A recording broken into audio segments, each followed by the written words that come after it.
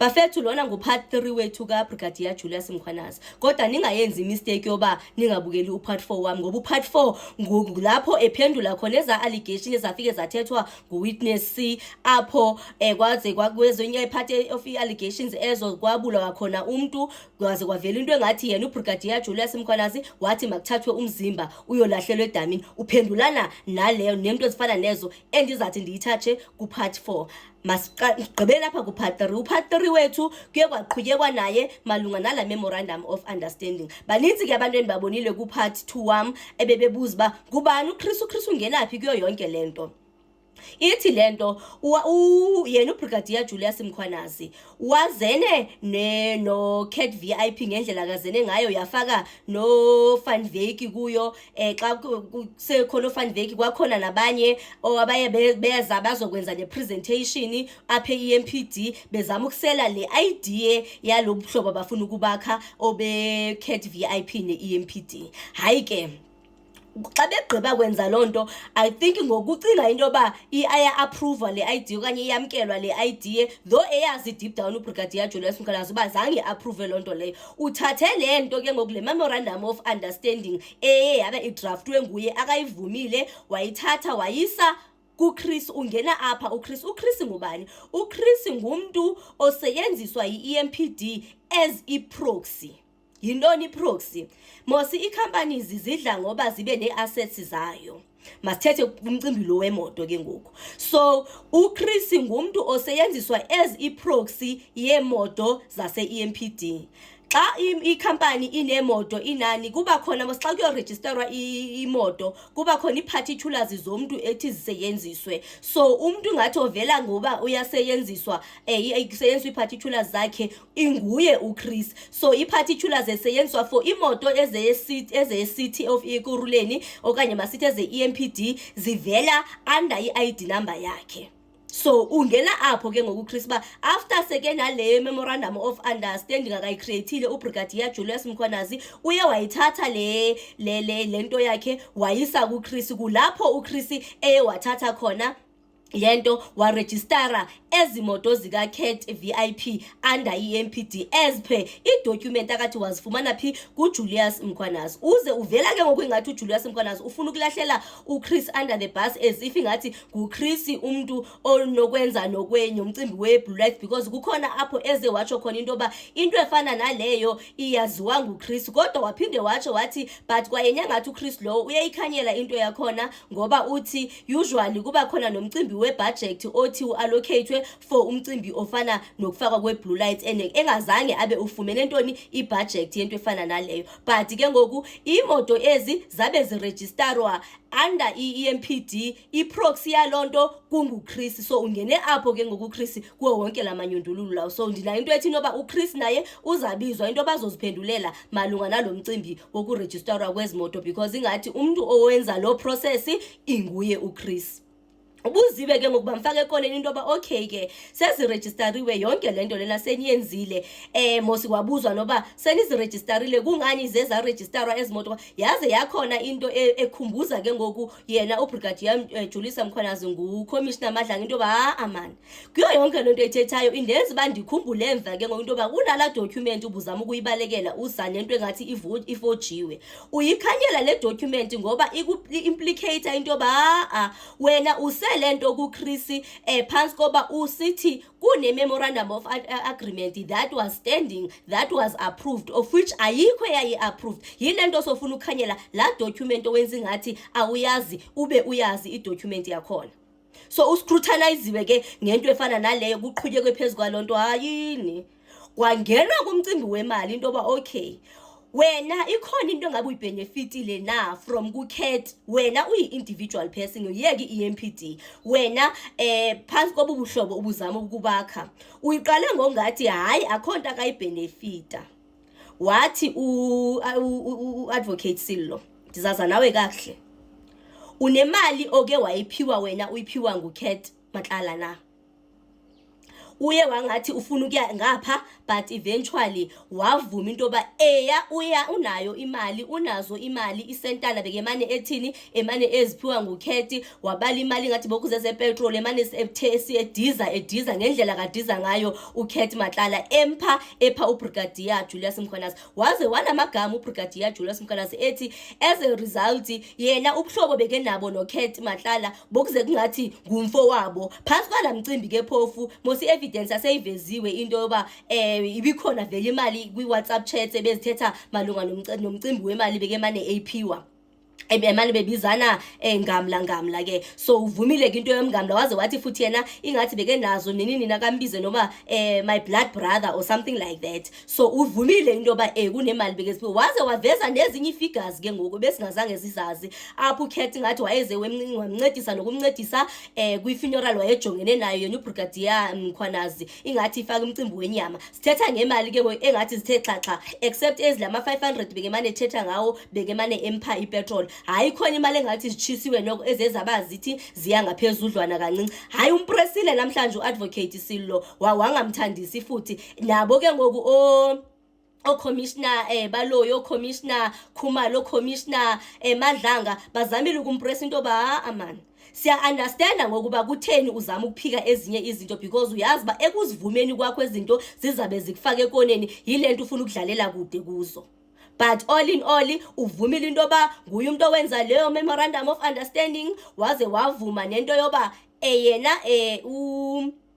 yena uBrigadier Julius Mkhwanazi ebenemali bekeze abethini abeyiphiwe. Eyona nto akafuna ukudlalela kude kuyo yindaba yama blue lights. Uze kwakhona ke apho yena self esithi akafuna ukuvumana nje nomcimbi wento efana nama blue lights, into engamthatha imbhekise ejele, into abe engayazi yena. Waze ke ngokubaze bazama ukungathi kwenziwa nje ijoke into ba asuba ikhona into esike sayithetha thina sezicommissioners efaka umcimbi wejele, wathi yena nje akafune nje akanazo nje injongo umnqweno obazibone shiya abantwana bakhe siyapha. Bathe besithi hayi asithethi phansi kwalonto kukhona ke ligama akangafuni ukuba liseyenziswe ne. Xa belisebenzisa uthi hayi igama lilwe ngathi lizambhekisa ekuba maka end up admithana nento ezajika imbhekise ejele. Waze wathi hayi xa ndithathwa ndizange uphinde ndikubone mna nje ubuthetha nje ngoko ufuthi wena uzavela wenza ama recommendation azathatha ndibhekise entolongweni ube wena ungekho ndiyodibana nawe 12 years later ndifuna ukuvumana nento engaba ndiyazi. Uyayibalekela lo mcimbi wama blue lights, kodwa ke ithi into ama blue lights wona afakwa yathi ke ngoku into okay, but ke ngoku now that when uvumile into ba le memorandum of understanding yabe yenziwa nguwe, uawe uba ekuvumeni kwakubezimoto in fact maziregister zaze zabe kuregister imoto ezize Khet VIP, ekuvumeni kwakubezimoto maziregisterwe as if zeze EMPD, yenze into yoba makube lula into yoba mazifakwe i-blue lights, because as bazifakiwe rightfully so ezimoto zibelonga ku-EMPD. So ayikho ncami into ubingenza into yoba xa efika apho kumele ku-installwe khona kufitwe khona i-blue lights kwaliwe, because zimoto zika zento ze-EMPD so bekungezuba khona into ncami ibiza kwenza into yoba zithini zibe azifakwa ama-blue lights. So basically that's more or less about into abaye bayidiscussa regarding part 3 wam. Ku-part 4 kulapho singene emxholweni weza allegations ezi-serious ezifaka bani esezifaka uyakho ke ngoku. Ndicela ningayenzi mistake noba yiphi mistake ningayenzi nje mistake eyoba ningabukeli u-part 4 wam. Ndiyarhalela ukuva into yoba uzaziphendulela athini, because yena as per i-testimony yakhe yayizolo uye wazibeka kula crime scene, because kukhona phetsho khona into yoba ukufika yena wafika apho xa wayefonelwa. Looking forward ukuva into yoba i-testimony yakhe ithini malunga nomcimbi ka-Witness C, uba uzaziphendulela thini kwi-allegations zika-Witness C. Wafa umntana womntu, waze wathatha wayodampa edamini umntana womntu. To somebody else before.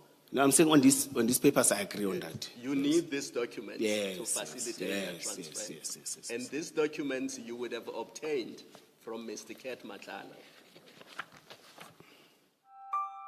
Oh, yes, And so. you would have then given them to Christine as part of the bundle that he needed to change the ownership of the vehicles from Khet Yes. Services to EMPD. You're 100% correct. Yes. So whatever language that is used, whether it's facilitation or assistance, this is what you did.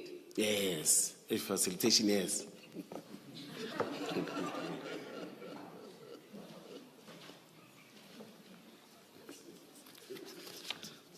Facilitation We is don't need saving. to fight about this. Facilitation is saving prison. Commissioners, you are there, me. I can't agree to leave my kids and go to jail for something that I didn't do.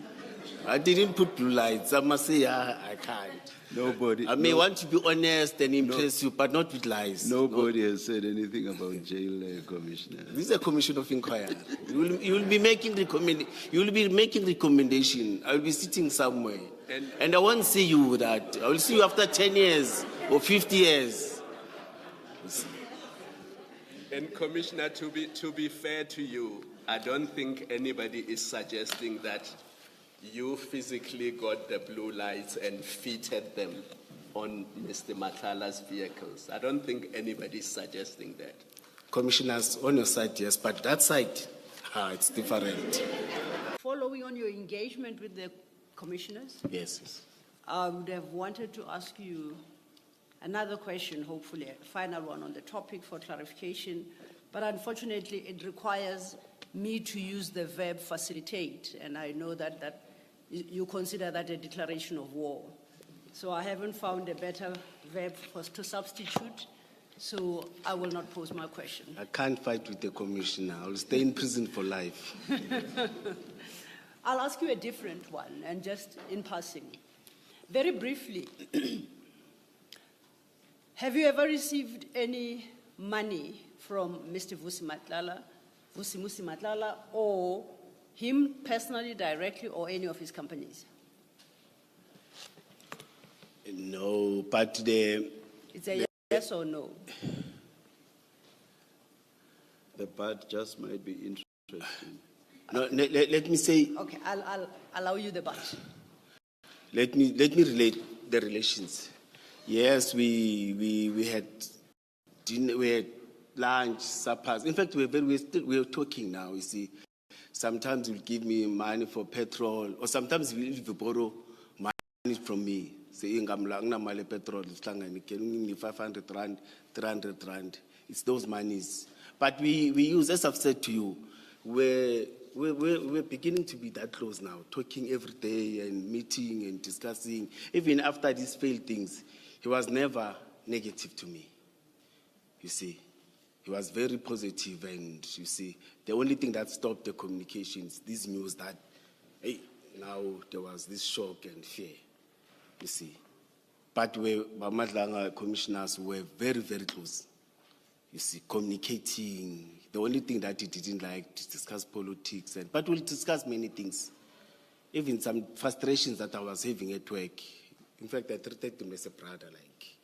You see, that's why I was so shocked when there was this thing of Gilbert. I said, why didn't he talk to me? Or why didn't he talk to me having such challenges?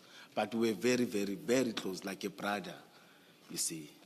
The short answer is that you did get money from him for things like petrol, 500 rand here, 300 rand here for food. Yes. There was a time where there was serious frustration on suspension coming. Remember, I was getting overtime and some benefits.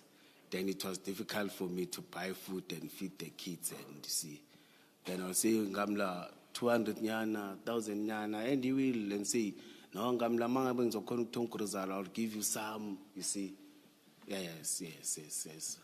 Let me think of something else. Some I won't even remember, but there was, I won't lie to you.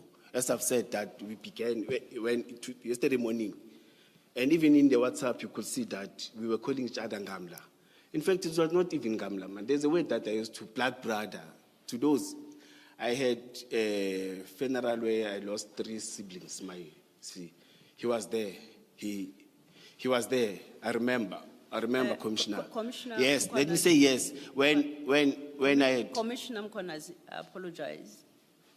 My question, I had insisted, was a yes or no Oh, let me answer. say yes. And the chair Yes, is yes. the one who got us into this trouble. Oh, yes. By saying that the but might be The important. but, But it's a never-ending the but. but, it actually gave you the answer. that No, I you- wanted to be 100% transparent. Indeed, Because I lost 3 siblings, ne?